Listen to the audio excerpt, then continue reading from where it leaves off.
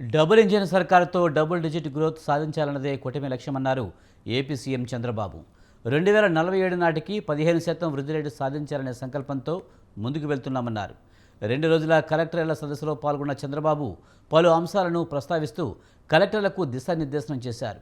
కేంద్రం రూపొందించిన వికసిత్ భారత్ 2047కు అనుగుణంగా రాష్ట్రం స్వర్ణాంధ్ర విజన్ 2047ను రూపొందించిందని, ఈ విజన్ డాక్యుమెంటే అధికారులందరికీ భగవద్గీత, బైబిల్, ఖురాన్ కావాలని ఆయన పిలుపునిచ్చారు. 2047 అంటే ఆ తర్వాత కూడా ఆలోచిస్తున్నాం. ఒక ఎకో సిస్టమ్ క్రియేట్ చేయాలి. ఇండియా నెంబర్ 1 కావాలి. ప్రధానమంత్రి నరేంద్ర మోడీ గారు వచ్చిన తర్వాత 11వ ఆర్థిక వ్యవస్థ 4వ అతిపెద్ద ఆర్థిక వ్యవస్థగా తయారైంది. ఒకప్పుడు అమెరికా అంటే భూతం కింద చూసేవాళ్ళం, పెద్ద బ్రదర్ అని. ఇప్పుడు అమెరికా కూడా మనతోనే సమానంగా చూస్తున్నాం. ఇచ్చిపుచ్చుకునే ధోరణికి వచ్చాం. ఒక నిర్దిష్టమైన ఆలోచనతో మనం ముందుకు పోతే ఏదైనా సాధిస్తామనేది నా ప్రగాఢమైన విశ్వాసం. ఈ దేశంలో ఎవ్వరూ ఆలోచించినప్పుడు విజన్ 2020 తయారు చేశాం. దానికంటే ముందు మీరు ఒక్కసారి గుర్తుపెట్టుకోవాల్సింది 1991 కంటే ముందు రిఫార్మ్స్ రాలేదు. రిఫార్మ్స్ రాకంటే ముందు మీరు చూస్తే ఆర్థిక వ్యవస్థ 2%, 3%, మ్యాక్సిమం 3.5%. అది ప్రపంచమంతా మనల్ని ఎగతాళి చేసేవాళ్ళు. ఇది హిందూ గ్రోత్ రేట్ అని. నేను సెల్ ఫోన్లో మాట్లాడితే ఎగతాళి చేశారు, టెక్నాలజీ మాట్లాడితే అవహేళన చేశారు. రిఫార్మ్స్ కావాలి అని మాట్లాడితే చాలామంది వద్దన్నారు, ఓపెన్గా అపోజ్ చేశారు. ఈరోజు అలాంటి రాజకీయ పార్టీలు మనుగడ లేకుండా పోయే పరిస్థితి వచ్చింది.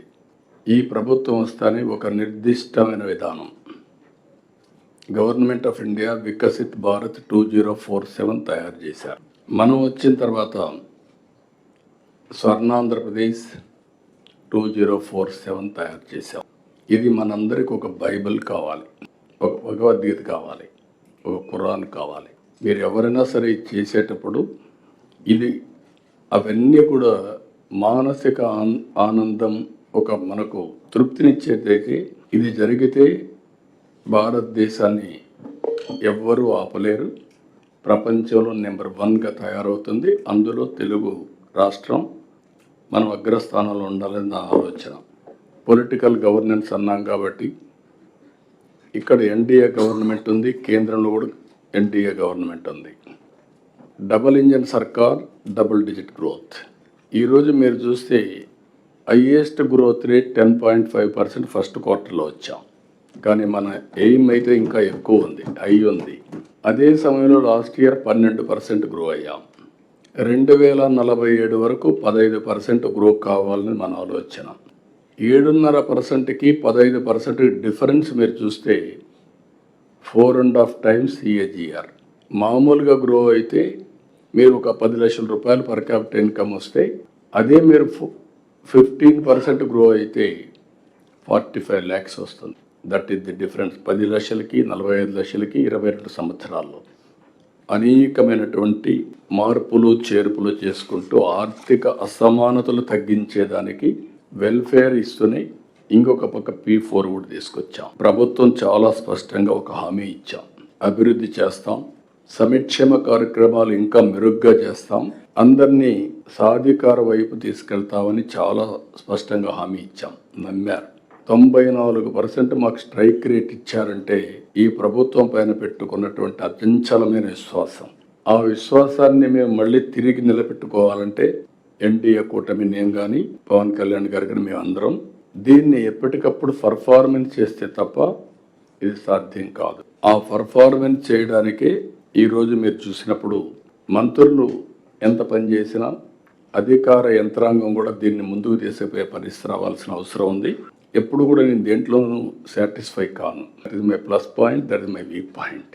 ఈరోజు బాగుంది, బ్రహ్మాండంగా వచ్చింది, 10.5% వచ్చింది, కాబట్టి ఇంక అయిపోయింది అనుకుంటే అక్కడి నుంచి నెక్స్ట్ మీటింగ్కి మీరంతా 4.5కి వస్తారు. I'm aware of that. అట్లా కాకుండా 15 ఎందుకు రీచ్ కాలేదు అనే దానిపైన నేను పరిశోధిస్తూ ముందుకు పోతున్నాను.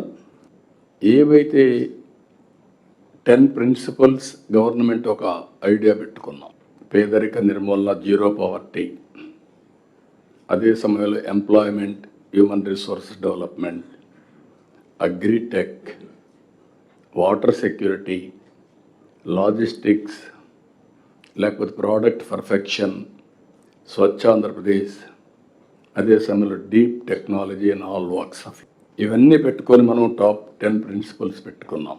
ఈ మీటింగ్లు కూడా అదే మరి ఇంకొక పక్క గ్రీన్ ఎనర్జీ కూడా. ఎనర్జీ అనేది ఫ్యూయల్ కానీ ఎనర్జీ కానీ లోయెస్ట్ ఉండాలని మన ఆలోచన. దానికి కూడా ఒక టాప్ 10 ప్రిన్సిపల్స్లో ప్రిన్సిపల్స్ పెట్టుకున్నాం.